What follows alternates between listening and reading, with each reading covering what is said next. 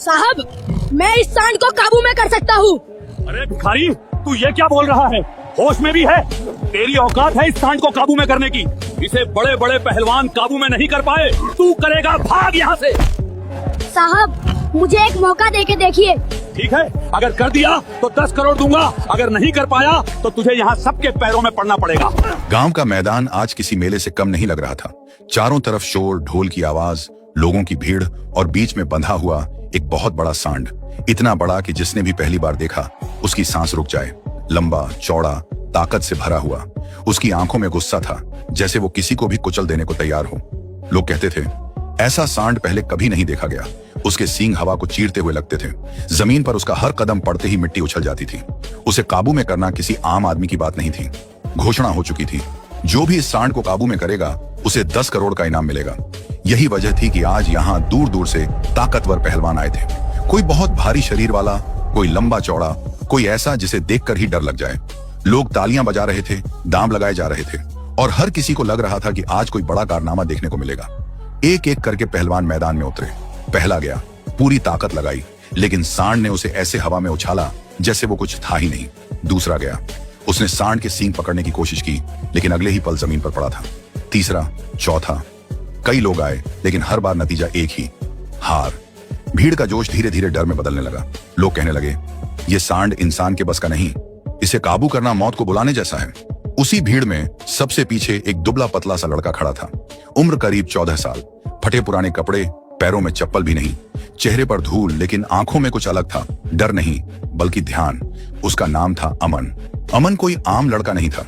वो गांव की गलियों में घूम घूम कर खाली बोतलें और प्लास्टिक बटोरता था।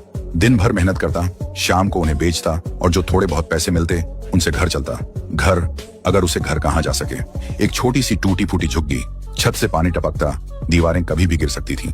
उसी झुग्गी में उसकी माँ रहती थी, बहुत बीमार, अक्सर खांसती रहती, बिस्तर से उठ भी नहीं पाती थी। अमन के पिता, वो तो बहुत पहले चले गए थे। जब अमन सिर्फ 8 साल का था तब एक हादसे में उसके पिता की मौत हो गई थी।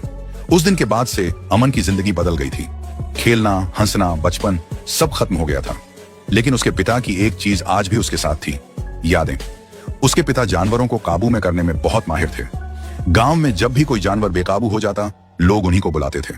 अमन अक्सर दूर खड़ा होकर अपने पिता को देखता था। वो ध्यान से समझता कि कैसे डर नहीं दिखाना है, कैसे जानवर की आंखों में आंखें डालकर खड़ा रहना है, कैसे उसकी ताकत को उसकी कमजोरी बनाना है। उसके पिता उसे कहते थे, बेटा, जानवर ताकत से नहीं, दिमाग और धैर्य से काबू होता है। आज वही बातें अमन के दिमाग में घूम रही थी। मैदान में खड़ा वो सांड, अमन उसे देख रहा था। भीड़ नहीं, इनाम नहीं, सिर्फ सांड। अचानक अमन आगे बढ़ा। लोगों ने उसे देखा, फिर हंस पड़े। अरे ये बच्चा यहाँ क्या कर रहा है? लगता है भटक गया है, ये तो खुद हवा में उड़ जाएगा। अमन सीधा उस आदमी के पास गया जो प्रतियोगिता करवा रहा था। धीमी लेकिन साफ आवाज में बोला, मैं इस सांड को काबू कर सकता हूँ। एक पल के लिए सन्नाटा छा गया, फिर जोर जोर से हंसी गूंज उठी। किसी ने कहा, तू खुद को संभाल नहीं सकता, सांड को क्या संभालेगा? किसी ने मजाक उड़ाया, अगर कर लिया तो 10 करोड़ तेरे। अमन चुप रहा। उसके चेहरे पर गुस्सा नहीं था, बस एक भरोसा था। वो जानता था ये सिर्फ इनाम की लड़ाई नहीं है, ये उसकी माँ की जिंदगी की लड़ाई है। भीड़ में शोर था, लेकिन अमन के कानों में बस एक ही आवाज गूंज रही थी, उसके पिता की। डर दिखाया तो हार गया। और यहीं से शुरू होती है अमन की असली कहानी। अमन के सामने खड़ी भीड़ अब हंस रही थी। किसी के लिए वो एक तमाशा था, किसी के लिए समय पास। कोई उसकी उम्र देख रहा था, कोई उसके फटे कपड़े। किसी ने उसकी आंखों में झांकने की कोशिश तक नहीं की। अरे हट जा यहां से, मर जाएगा बेवकूफ, ये खेल बच्चों का नहीं है। अमन एकदम शांत खड़ा था। उसकी सांसें तेज थीं, लेकिन हाथ नहीं कांप रहे थे। उसकी नजर अब भी सांड पर टिकी थी। सांड भी उसे देख रहा था। पहली बार ऐसा लग रहा था जैसे वो भीड़ को नहीं, सिर्फ अमन को महसूस कर रहा हो। जिस आदमी ने प्रतियोगिता रखी थी वो आगे आया। उसने ऊपर से नीचे तक अमन को देखा और हंसते हुए बोला, सुन लड़के, ये कोई खेल नहीं है, अगर कुछ हो गया तो मैं जिम्मेदार नहीं। अमन ने सिर हिलाया, मुझे मंजूर है। भीड़ फिर हंस पड़ी।